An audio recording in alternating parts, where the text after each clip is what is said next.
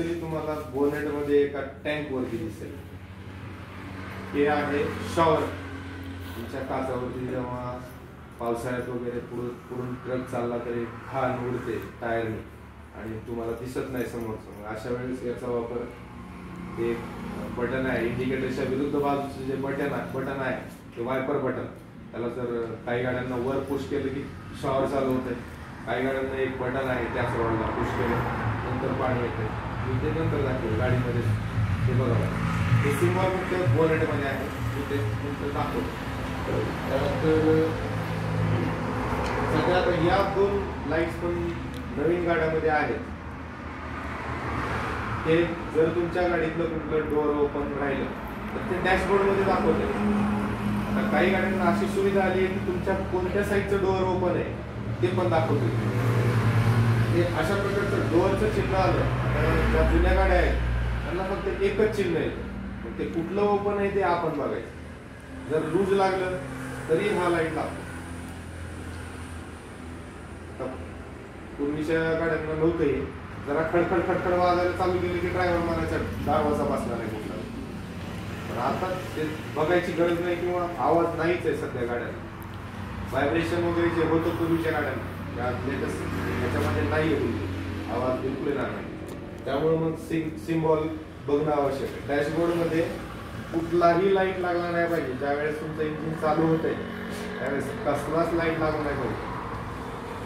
ते प्रकाश देणारा लाईट सोडता बरं का, जे सिम्बॉलचे लाईट आहेत ते कुठलाही लागला नाही पाहिजे. आणि जर लागला याच्यापैकी कोणताही तर त्याचं मिनिंग माहीत पाहिजे आपल्याला की हा नेमका कशाचा लाईट आहे, कारण त्याचा प्रॉब्लेम असणार आहे. जर तुमचं इंजिन चालू झालं आणि एखादा लाईट लागलाय तर त्याचा प्रॉब्लेम असतानाच तो लाईट लागतो. किंवा हे एसीच्या ह्याच्यावर असते बघा,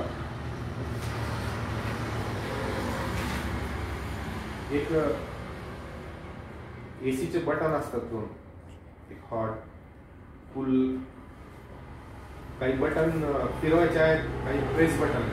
ज्यावेळेस हे जे आहे ते टेम्परेचर गरम एसी साठी आणि खालचं हे एसीच्या बटनापैकी एकावर दिलेलं आहे. इलेक्ट्रॉनिक आले सध्या.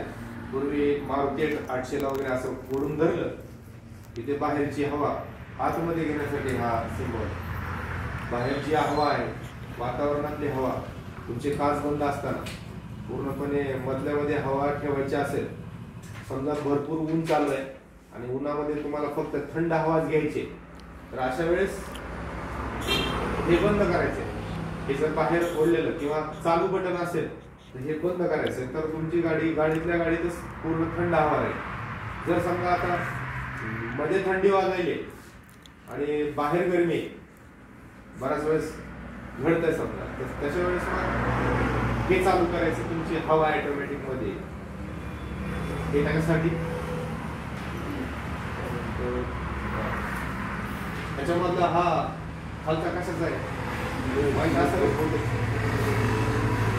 सीट बेल्ट आहे.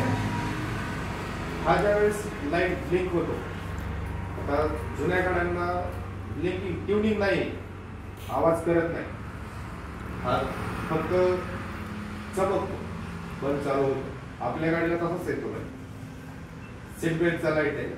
जर हे सीट बेल्टला तुम्ही बटन लावलं तिथं सीट बेल्टचं तरच तुमचा हा लाईट बंद होतो. त्याचं एक हे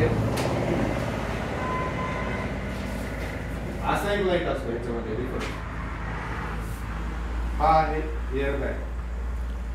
नवीन गाड्यामध्ये जवळजवळ सगळ्याच गाड्यांना एअर बॅग आहे. तर त्या एअर बॅगला जर काही प्रॉब्लेम झाला, त्याच्या सेन्सरला वगैरे फॉल्ट झाला काही, तर हा लाईट तुम्हाला चेंज करायला चालू होतो.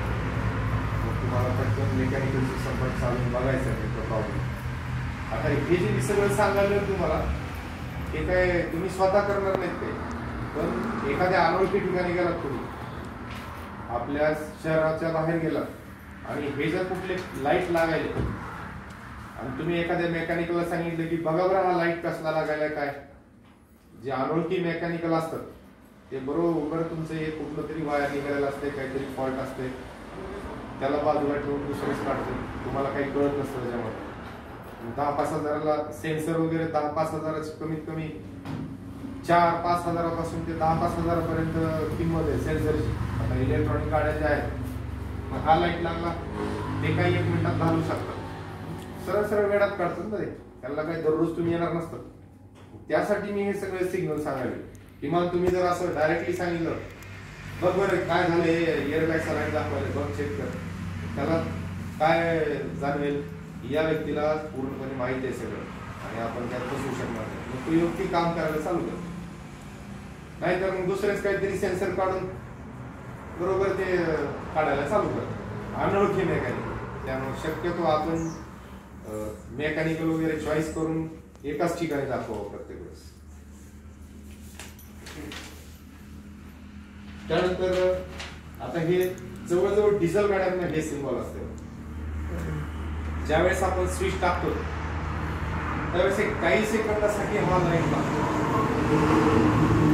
त्यानंतर ऑटोमॅटिक बंद होतो. हा आहे हीटर लाईट. ज्या डिझेल गाडीला प्रत्येक हीटर प्लग असतात, म्हणजे डायरेक्ट चालू होतं. पेट्रोल गाडी कशी अगदी सेल्फ मारलं की डायरेक्ट चालू